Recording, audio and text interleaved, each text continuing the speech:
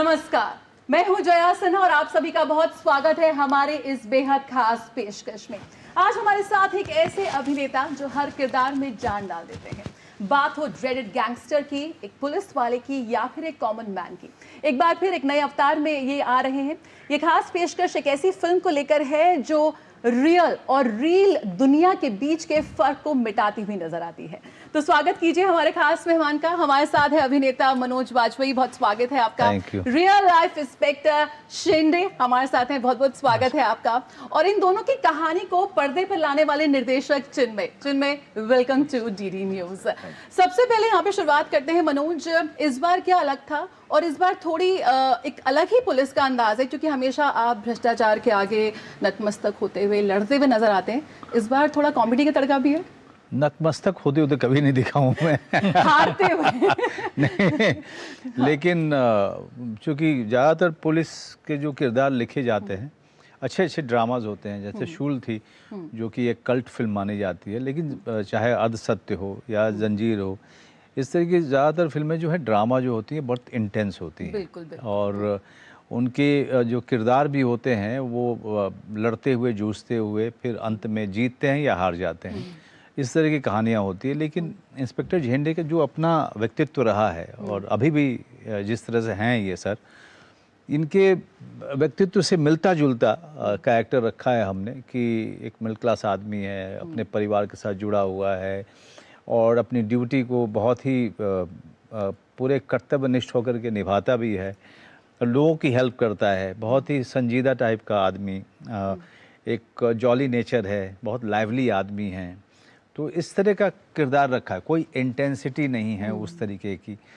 और किसी भी कितनी भी कमी क्यों ना हो डिपार्टमेंट में, लेकिन वो अपना काम करते रहते हैं पूरे हंसते खेलते हुए। तो जिस तरह के किरदार खुद रहे हैं ये, उसी तरीके का हमने बनाने की कोशिश की है इंस्पेक्टर झेंडे को पर्दे पर। कोई इंटेंसिटी नहीं है, लेकिन हाँ जज्बा है कि एक इंटरनेशनली नोन क्रिमिनल को पकड़ने का, जो कि अपने आप में बहुत ही इम्पॉसिबल टास्क था। इन्होंने अपनी ज़िंदगी में उस आदमी को दो बार पकड़ा है। तो ये इस फिल्म में हमने खास करके चिन्मय मांडलेकर जो हमारे डायरेक्टर हैं, इन्होंने ये डिसाइड किया था कि हम इसको उसी रियलिस्टिक अंदाज में पेश करेंगे और अगर सिचुएशनल कॉमेडी की तरह से इसमें पूरा ट्रीटमेंट होगा। अब कॉमेडी करने की कोशिश किसी की नहीं है, लेकिन जो परिस्थिति जो आपको हंसाती है उस तरह के दृश्य आपको काफ़ी मिलेंगे इसमें। इंस्पेक्टर साहब, किस तरह से आपको लगा कि मनोज वाजपेयी में आपको वो झलक नजर आती है अपनी, या जवानी मैं में अभी जिस तक तरह वो पिक्चर देखा नहीं, मगर आई रिस्पेक्ट फॉर। लेकिन आपने इनको पर्दे पे कितनी बार देखा है, अलग अलग किरदार, मतलब ऐसे हाँ, मनोज वाजपेयी उनका सीरियल तो मैं देखता रहता हूं, गैंगस्टर की भूमिका की और लोग उनको गैंगस्टर में भी लोगों ने प्यार दिया। वो तो बहुत नामचीन, इंडिया में सबसे मशहूर है, तो उनके लिए मेरे दिल में बहुत आदर है। चिन्मय जी, कैसा लगता है ये कहानी ऐसी है जो अखबारों की सुर्खियां काफी रही, और किस तरह से आपको लगता है कि इसको पर्दे पे ढालना, आज के कॉन्टेक्स्ट में इसको दिखाना with Manoj Vajpayee as a lead, वो कितना मुश्किल लगा, और क्या आपके दिमाग में आया कि ये बैठेंगे किरदार में अच्छा आएगा, कुछ निकल कर आएगी पर्दे में? No, I was fascinated by Inspector Jhende, and that is why the film is Inspector Jhende. जो आपने कहा कि सुर्खियों में ये खबर रही है, लेकिन ज्यादा बातचीत या ज्यादा टॉक क्रिमिनल के अराउंड रहा है। जी।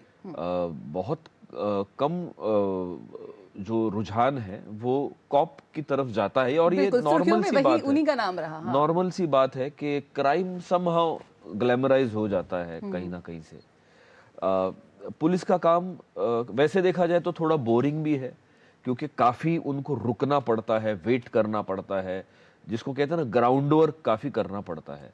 हमने जो पुलिस वाले देखे हैं वो लार्जर देन लाइफ पुलिस वाले देखे जो बहुत ग्लैमरस होते हैं। इनफैक्ट हमारी फिल्म में एक सीन भी है जहाँ पे एक जो इनके सहयोगी एक हवलदार है, वो कहते हैं कि हमारे पास भी बड़े हथियार होते और ऐसा बंदूक होती तो हम भी पकड़ लेते।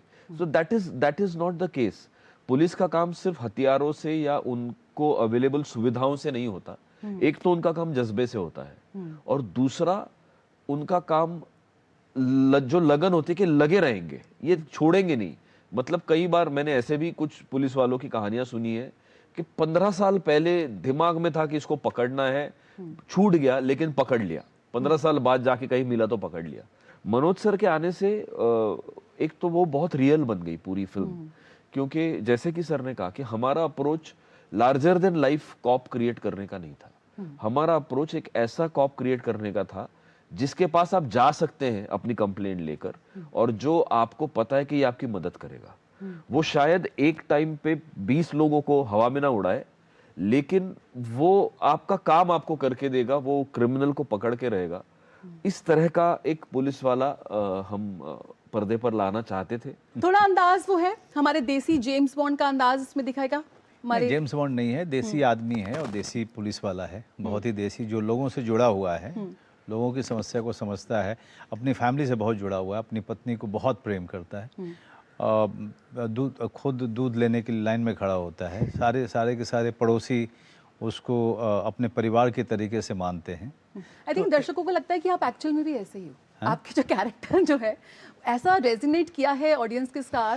मैं ऐसा हूँ तभी इस तरह का काम कर पाता हूँ, क्योंकि देखिए मैंने स्वैग वाले तो रोल बहुत किया, मैं कर भी लेता हूँ, मुझे कोई दिक्कत नहीं है, और रिच भी प्ले कर चुका हूँ, मैं महाराजा प्ले कर चुका हूँ, अब उससे बड़ा तो क्या ही कोई होगा। मैं मिडिल क्लास प्ले करता हूँ तो वो मेरे अपने संदर्भ से आता है वो, क्योंकि मैं भी मिडिल क्लास का लड़का रहा हूँ मैं, और ज़्यादातर जो हमने समय गुजारा है दिल्ली में या मुंबई में, वो मिडिल क्लास से भी नीचे की ज़िंदगी जो है गुजारी है। अब उसको आप हटा तो नहीं सकते हो, क्योंकि ज़िंदगी का एक लंबा वक्फा जो है आपने उसी तरीके से जीते हुए निकाला है, और मुझे मैं रिलेट भी करता हूँ उनके साथ, और मेरा अपना मानना है कि middle class is the real hero of life. इस फिल्म में लाइन है कि ना हमारे पास ज़्यादा पैसे हैं ना ज़्यादा हथियार हैं, लेकिन पकड़ के रहूँगा। किस तरह से ये एक रोलर कोस्टर राइड रही आपके लिए, और जैसे inspiration, it's a real life character, कितना अपने समय बिताया, और उस वक्त 1971 का दौर दिखाना, वो बेल बॉटम या उस समय का वो दिखाना मुंबई, वो भी एक अच्छा एक्सपीरियंस। 1971 में उन्होंने पकड़ा था पहली बार, तब इनकी उम्र 27-28 साल की होगी, 28 साल की थी। और लेकिन जब जो सबसे बड़ा हिस्सा जो फिल्म का है इंस्पेक्टर झेंडे का 1986, वो 1986 का है, और हम चाहते थे कि जब ये 48-49 के थे तब के झंडे साहब को पकड़ना, तो उसके लिए बहुत सारा इमेजिनेशन, बहुत सारी इन्होंने जो स्क्रिप्ट पे लिखा हुआ था उसमें बहुत सारी चीज़ें छुपी हुई थी, जिसको पढ़ना, नोट करना, डायरेक्टर से डिस्कस करना, रीडिंग करना, खुद में जो है उसकी पढ़ाई करना, करते करते इनको इमेजिन करते करते उस उम्र में चीज़ें निकल आती हैं। और आज मैं जब सर को देखता हूँ, कई बार शूटिंग पे भी आए, तो मुझे लगा नहीं यार सही जा रहे हैं हम लोग, हम लोग रास्ते पे हैं। चिन्मय जी, किस तरह से लगता है जो ही बात कि कैसे उसको दोबारा रिक्रिएट करना, एक ऐसा केस जो काफ़ी सुर्खियों में रहा, कंपैरिजंस होंगे, लोग रिसर्चर्स ने काफ़ी काम किया, तो उसे रिक्रिएट करना एक फिल्म में थोड़ी सिनेमैटिक लिबर्टी तो हम लेते हैं, लेकिन फिर भी एक बड़ी जिम्मेदारी हो जाती है जब आप एक रियल लाइफ कैरेक्टर को पेश करते हैं। देखिए, जो कहानी के बीट्स है वो तो जो है वो है। ऑफ कोर्स फिल्म में काफ़ी सारी चीज़ें ऐसी भी है जो फिक्शनल है। एक तो दो चीज़ें होती हैं, एक तो नाम आप मतलब झेंडे सर से तो हमारी अब मुलाकात है, उनकी परमिशन है, तो इस फिल्म में खुद झेंडे सर का नाम मतलब मधुकर बापूराव झेंडे और इनकी वाइफ का नाम विजया झेंडे, ये दो नाम छोड़ के बाकी सारे नाम एक तो हमने फिक्शनल कर दिए हैं, क्योंकि we don't want to invite any legal trouble and we don't want to hurt anybody's feelings also. So उस तरह से थोड़ा सा एक आपको ये ध्यान रखना पड़ता है कि आप फिल्म बना रहे हैं, अंततः आप डॉक्यूमेंट्री नहीं बना रहे। जो मुंबई हमने बचपन में देखी वो मुंबई अब नहीं है वैसी।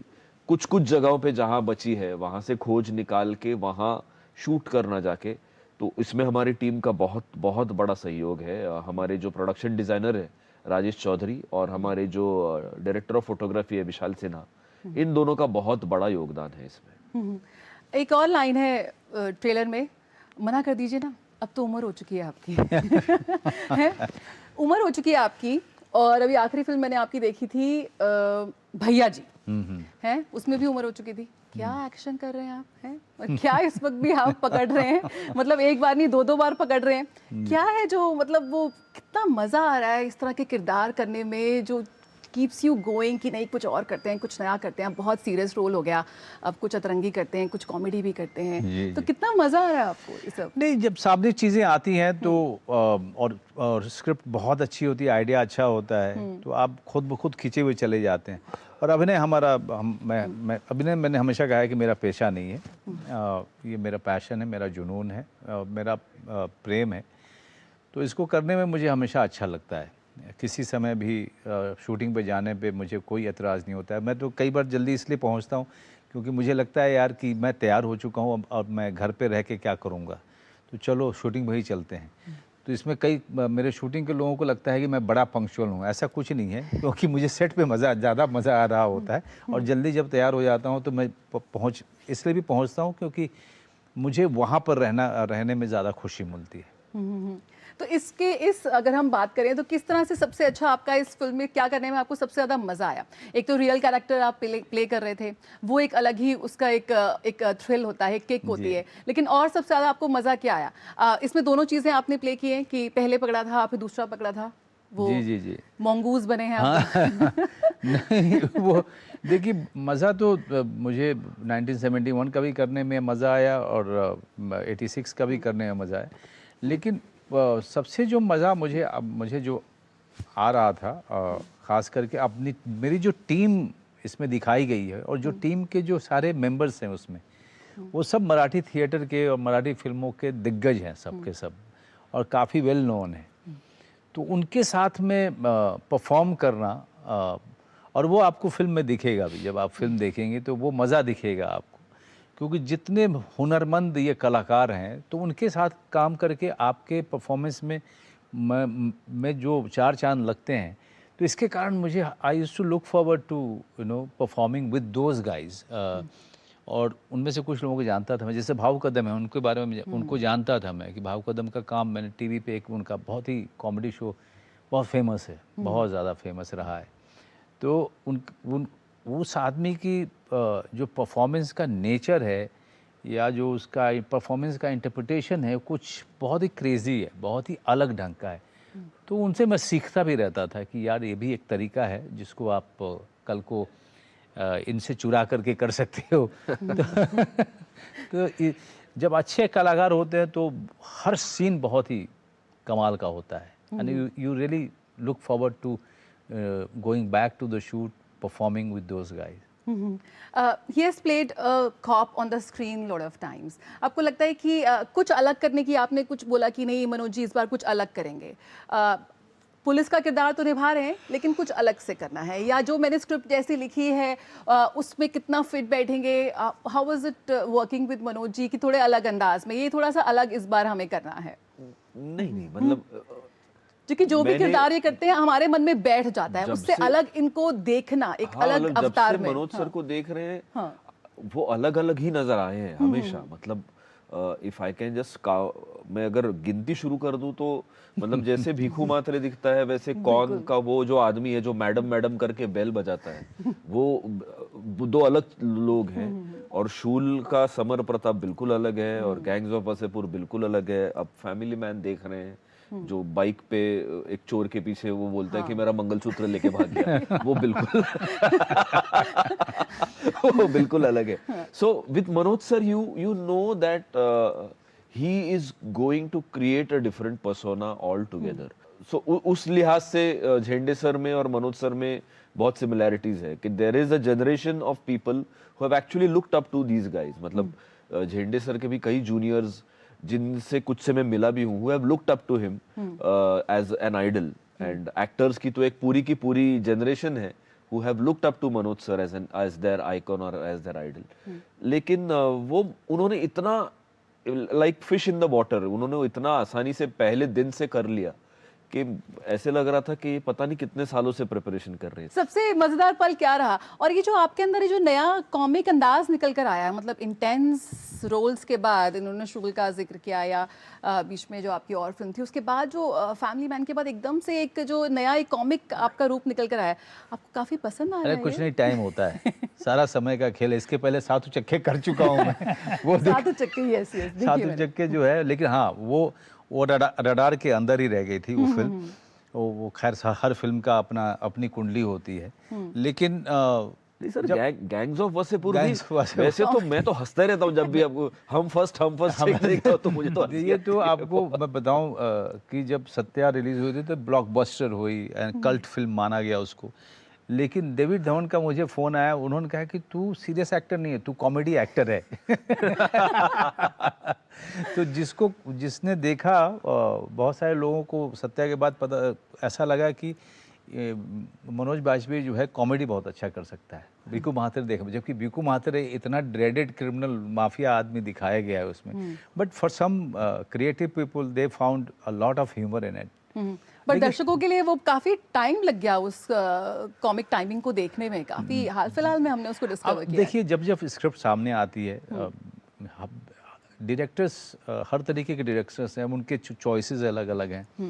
अब जैसे फैमिली मैन जब मैं कर रहा था तो 20 मिनट के नरेशन में मैंने हाँ कर दिया था, क्योंकि मुझे पता था कि इसमें जब आप उस तरह का मिडिल क्लास प्ले करते हो तो आपको पता है कि इसमें ह्यूमर की जगह बहुत है। क्योंकि अगर मैं मिडिल क्लास की सिचुएशन बहुत कमाल है, वो इंटेंस से इंटेंस सिचुएशन भी जो है, अगर दूर से अगर देखोगे आप और जिस तरह से वो डील कर रहे होते हैं तो आपको हंसी आएगी।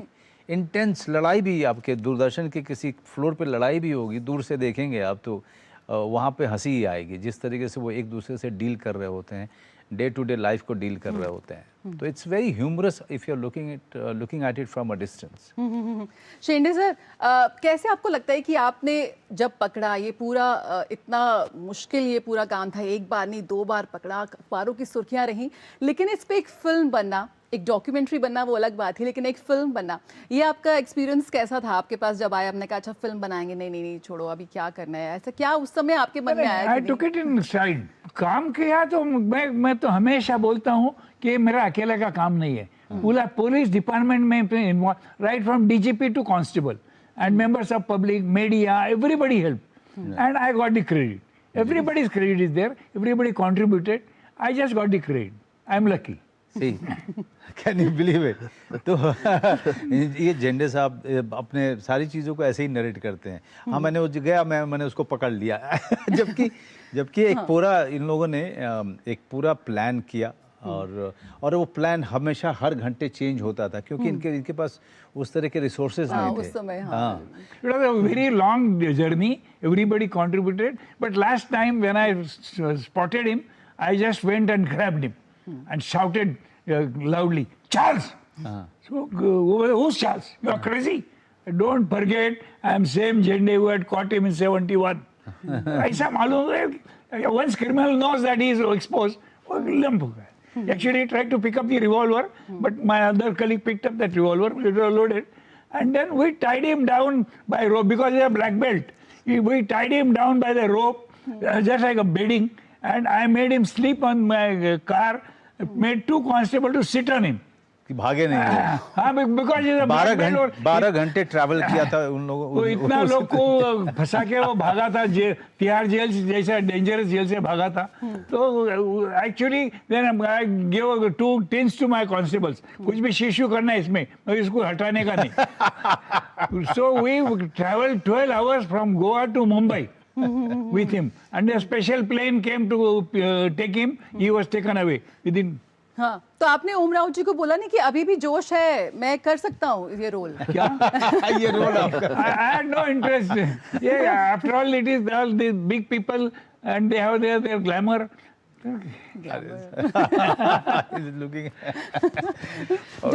जो पल इन्होंने बयां किया कि कैसे हमने पकड़ा वो सब, आपके लिए भी कोई है ऐसा कोई सीन जो आपको लगा कि बहुत मजा आएगा और बहुत मजा आया स्क्रीन फिल्माने में और एक्चुअली जब वो नैप करने में? कैट एंड माउस का सेल है। देखिए, आप क्लाइमेक्स देखिएगा, एक्चुअली वहाँ तक तो हमने रखा है कि जब ये उसको पकड़ते हैं, लेकिन उसके बाद जो पूरी मारा मारी है वहाँ से तो हमने अपनी सिनेमैटिक लिबर्टी ली है, क्योंकि अगर हम वहीं पे पकड़ के ख़त्म कर देते तो फिल्म तो आधे घंटे की है फिर तो। नहीं, और वो क्या हो जाता है, जो इतना बिल्टअप है बहुत बड़ा, तो झेंडे सर तो बहुत आसानी से बोले मैं गया और मैंने पकड़ लिया। हाँ। मैं जब फिल्म देखा लोग बोलेंगे अरे इतनी 2 घंटे की फिल्म देखा जाके ऐसे ही पकड़ लिया, ऐसे कैसे? एनीवे, बट या आई मीन दैट क्लाइमैक्स। उसके पहले की फील्डिंग होती है पुलिस की, पुलिस जो है पूरी फील्डिंग करती है, सारे सोर्सेज सारे रिसोर्सेज सब इकट्ठा करते हुए, इंफॉर्मेशन करते हुए, plus what I have realised in this, जो झंडे करते हुए जो इनके स्क्रिप्ट में है कि आप सारे सोर्सेज सारे इन्फॉर्मेशन सब कुछ है आपके पास, लेकिन सबसे ज़्यादा जो आपका काम कर रहा होता है वो आपका इंस्टिंक्ट काम कर रहा होता है कि वो इंस्टिंक्ट जो है वो इन्फॉर्मेशन भले ही ये हो कि वो दूरदर्शन पे आने वाला है, लेकिन एक पुलिस वाला कहता है कि अगर ये इन्फॉर्मेशन मेरे पास आ गई कि वो दूरदर्शन पे पहुंचने वाला है, तो इसका मतलब हो सकता है कि उसको भी पता होगा कि मैं दूरदर्शन पहुंचने वाला हूँ। तो वो पुलिस वाला जो है अपने इंट्यूशन पे फिर जाता है कि अगर वो वहाँ नहीं मिलेगा तो मुझे कहाँ मिलेगा, अगर वो वहाँ पे नहीं पहुँचा, गेट से ही भाग गया, then we have to be prepared for all eventuality. So ये जो सीखने का मुझे मौका लगा कि पुलिस जो है ज़्यादातर समय अपने गट पे बहुत ज़्यादा काम कर रही होती है। बिल्कुल असली पुलिस वाले की तरह ये बिल्कुल मतलब ये अगला कोई केस, रियल केस सॉल्व कर सकते हैं। ये फिल्म ही उस बारे में है, क्योंकि हम एक ऐसे टाइम पीरियड की भी बात कर रहे हैं जब हमारे पास ना कोई सीसीटीवी कैमरा था, ना हमारे पास मोबाइल फोन्स थे, क्योंकि आज का इन्वेस्टिगेशन बहुत टेक्निकल हो गया है वगैरह कुछ नहीं था। तो पुलिस, जैसे हम कहते हैं ना कि माँ को पता होता है, माँ जानती है, वो उस तरह से पुलिस वालों को somehow उनका इंस्टिंक्ट बहुत काम करता है। मतलब झेंडे सर तो अपने आप में इंस्टीट्यूशन है उस मामले में, वो ऐसे 100 किस्से बता देंगे हमें, बट अच्छा। उस पे ही ज्यादा जोर था हमारा। चलिए मनोज, चलते चलते इस समय कह सकते हैं फिल्म इंडस्ट्री का काफ़ी अच्छा समय है, फिल्में ब्लॉकबस्टर हो रही हैं, OTT पर भी कमाल कंटेंट आ रहा है। जैसा कि कहते हैं ना, प्रियम ने भी कहा है कि आपका स्क्रीन छोटी हो गई है लेकिन कंटेंट बहुत बड़ा हो गया है। किस तरह से देखते हैं इस वक्त एक अभिनेता के तौर पे एक बहुत अच्छे किरदार आपको करने का मौका मिल रहा है, दर्शक भी आजकल कंटेंट कंज्यूम करने में पीछे नहीं हट रहे हैं, चाहे कहीं भी हो आपकी बात पहुंचती है और काफ़ी अच्छा है इस वक्त, अच्छा काम है, अच्छा दिख रहा है। किस तरह से देखते हैं छोटे पर्दे को भी बड़े पर्दे को? देखिए, सबसे बड़ी बात जो मैं देख रहा हूँ इस समय में कि देखिए, जैसा आपने कहा कि कंटेंट की भरमार है OTT पे और इंस्टाग्राम पे। अब फिल्म बनाने वाले को के लिए सबसे बड़ा चैलेंज ये है कि अगला सब्जेक्ट क्या ढूंढे वो, क्योंकि इस पूरी कंटेंट के क्राउड में स्टैंड आउट करना from the beginning till the end, मतलब ट्रेलर तक, और फिर फिल्म तो आपको अच्छी बनानी ही है, लेकिन ट्रेलर तक में आपको जो है आपके सारे घोड़े खुल जाते हैं, क्योंकि you have to stand out in terms of the subject, in terms of your casting, in terms of the shooting, then editing, then post production, then आपको marketing, कहीं भी आप easy नहीं रहते हैं। इस समय में आपका जब फिल्म अनाउंस होता है, वो एक छोटा पोस्टर भी उतना ही ज़्यादा अट्रैक्टिव होना चाहिए, इतना ज़्यादा ग्रैब करे आप ऑडियंस को, उस तक में बहुत समय तक लोग काम करते हैं। चलते चलते क्यों देखें दर्शक ये फिल्म, क्या एक लाइन में आप कहेंगे इतना क्या खास है इस कहानी में? बहुत मजा आएगा, बहुत मज़ा आएगा। ये एक ही लाइन में कह सकता हूँ, आपको मजा आएगा फिल्म देख। और मैं तो आगे बढ़ के ये भी बोलूँगा कि ये OTT पे ये एक ऐसी फिल्म है जो आपको थिएटर का मज़ा देगी। और सबसे एक इम्पोर्टेंट चीज, आप पूरे परिवार के साथ इसको हाँ, देख वही मैं कह रहा था, आप पूरे परिवार के साथ देख सकते हैं। और मैं सबसे रिक्वेस्ट करूंगा कि आप अकेले बैठ के मत देखो इसको। आप फ्राइडे या सैटरडे का एक दिन चुनो जब सब परिवार और दोस्त इकट्ठा होकर के make it an occasion and then you watch the film. मैं आपको गारंटी कहता हूँ, आप लोग बहुत सारे लोग फ्लोर पे पाए जाएंगे, हंस के आपकी हालत ख़राब हो जाएगी। जी, बहुत बहुत शुक्रिया हमारे साथ जुड़ने के लिए इस बेहद खास फिल्म के साथ। तो जिस तरह से हमने लिखा है इन एक्शन मनोज बाजपेयी, हम कह सकते हैं Manoj Bajpayee is back on duty, और इस बार एक ऐसी फिल्म के साथ है जो एक असल जिंदगी के हीरो को भी एक नई पहचान देती है। आपको बहुत कुछ सीखने को मिलेगा, जानने को मिलेगा, और जिस तरह से मनोज ने कहा, आप हंस हंस के लोटपोट भी हो जाएंगे। फिलहाल इस खास पेशकश में इतना ही। मुझे और मेरे खास मेहमानों को दीजिए इजाजत। नमस्कार।